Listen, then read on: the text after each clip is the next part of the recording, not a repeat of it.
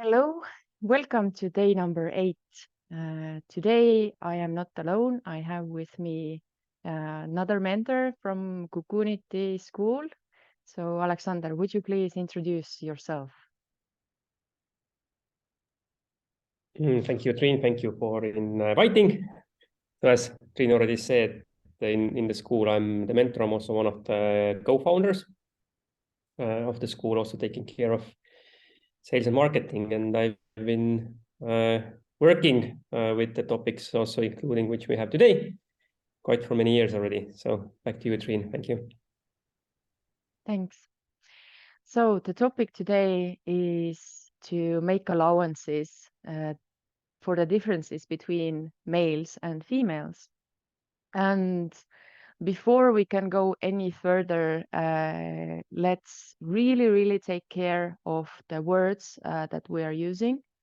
So when we are saying man or a woman, we are meaning those social beings, the beings incarnated into man's body or woman's body and taking upon the roles accordingly. And when we are mentioning male and female, what we want to point the attention to is the polarities of the awareness.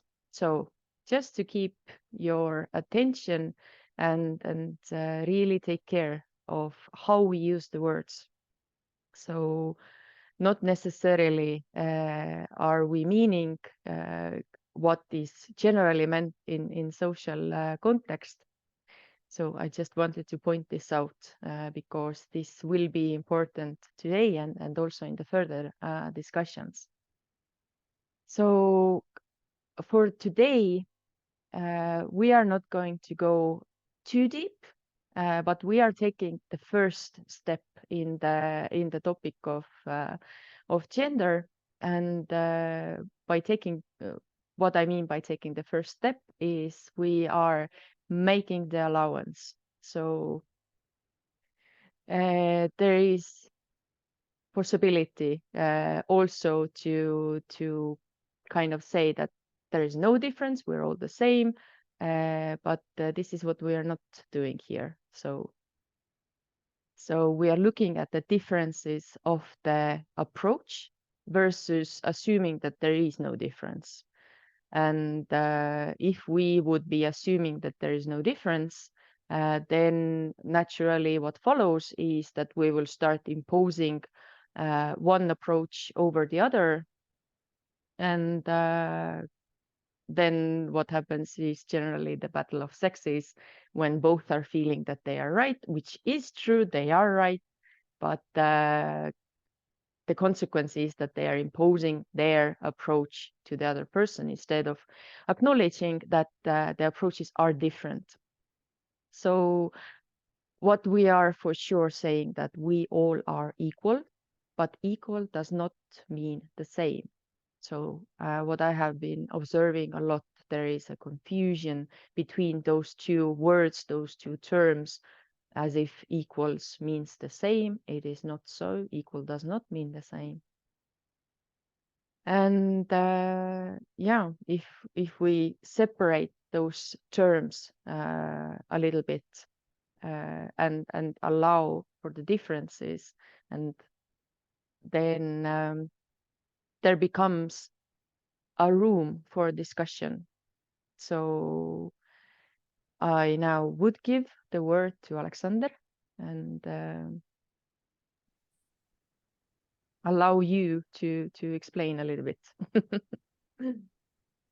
Okay, thank you, Triin. So Triin invited me as we are talking about male-female differences and specifically differences in terms of polarities, or you can also call it, let's say, male energy or female energy. So it has many names, and as also Triin already said, that all humans have both in them. It's about half and half, and there's let's say a little bit of debate how much exactly I have male energy and how much I have female energy. But and this feels to me quite precise. One of my best let's say discoveries I have done, it's about 51% male for me, 49 female for Triin. It's the opposite. So it's about 51 female, about 49 male.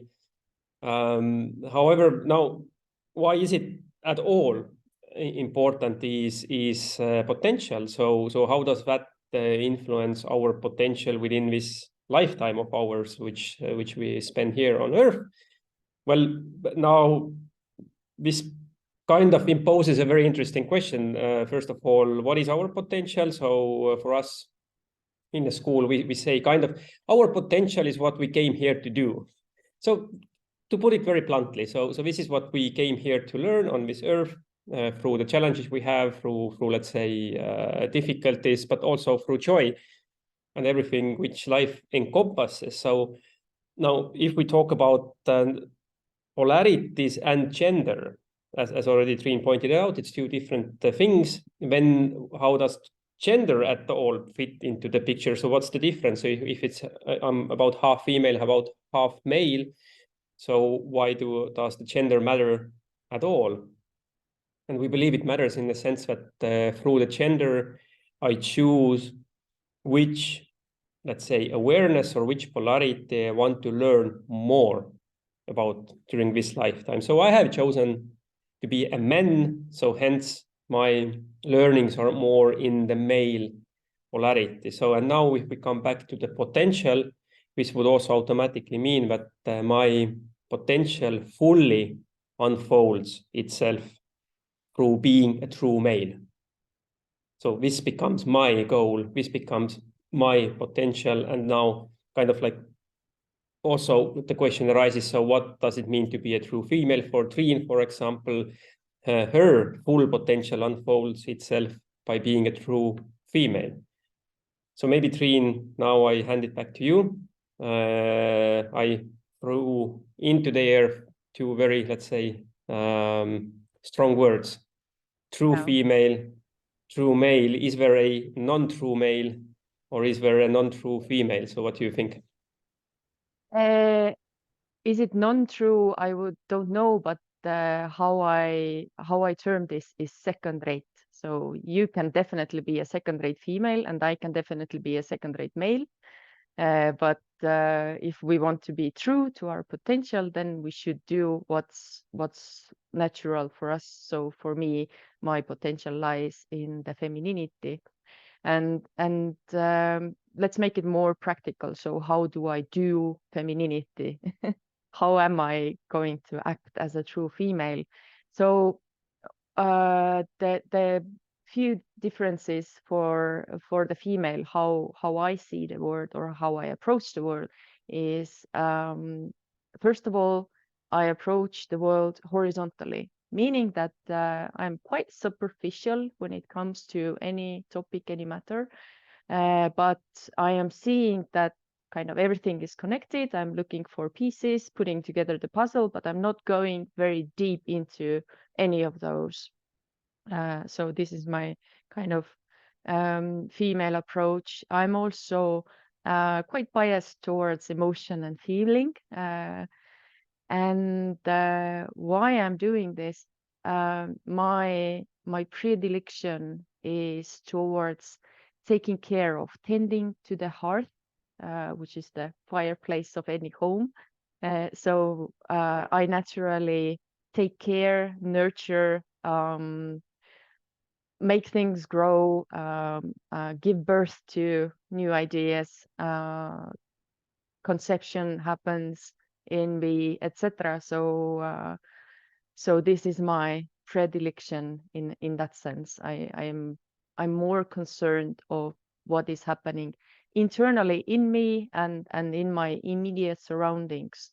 And like I said, everything is connected, and this is, I don't have different boxes in my brain where things go into. But what about males? What about male approach, Alexander? Thank you. I definitely have boxes, and I mean like many boxes. And I don't like to play. I like to play in one sandbox at one time. So as you said, also like science, this also has backed it up.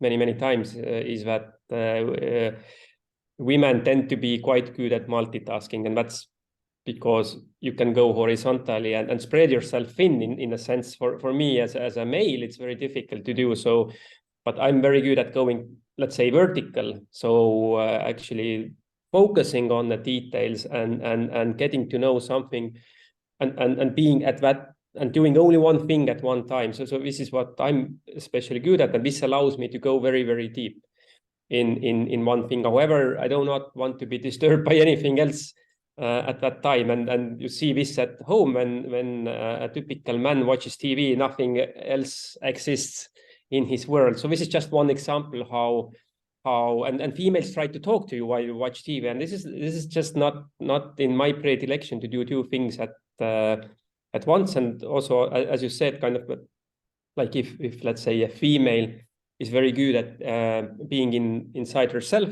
and finding answers from within, when for me as a male, I need to go outside. So I actually need to leave the house, and this is what we call hunting. So I need to go on a hunt, and I need to make things practical. So for me, and that also means thinking a lot. So I still use my gut feeling and my female energy and my female polarity, but I need to make things practical, and I can only make things practical by thinking. So the feeling comes, but then I need to think about it and then to go out and actually do something about it. So actually build something, do something with my hands, be a hunter. And also being a hunter means that I need to know my prey. So I need to study my prey very carefully. So if I want to catch a rabbit, I need to know where the rabbit goes, what time he or she goes where, etc. So I need many details in order to be able to catch something. And so this requires going deep. So for me, the predilection, I think if I need to put it in one word, is to be a hunter. Yeah, thank you. But like we stated several times, both are equal. We're not the same. Like we heard, there are differences in approach, but nevertheless we are equal. And let's use the parallel of a dance. So the dance won't work if there is, like, let's say, two males leading, or if there is no one leading. So my understanding of a dance is that it is a man who leads first himself, and then he includes also the female, and it is the woman who takes care of the needs of the moment, meaning if there needs to be a spin to make things beautiful, then that's what we will do. If there needs to be another thing, and we are, as women, we are collecting the cues, what needs to be done from the male, from man, male, no, male.